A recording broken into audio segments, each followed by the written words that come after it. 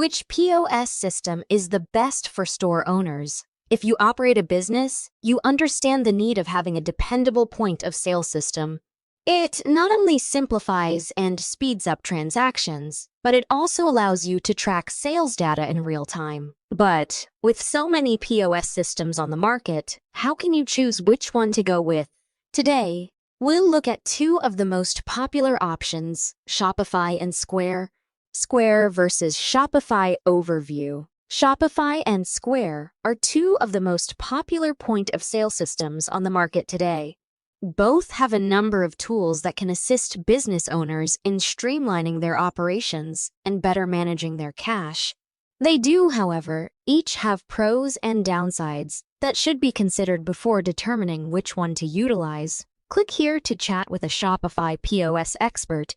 Shopify is an all-in-one e-commerce platform that gives store owners everything they need to start a profitable online business.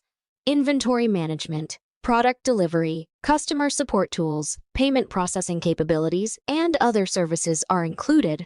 It also has its own POS system that connects smoothly with other Shopify services, allowing store owners to manage their whole business from a single location.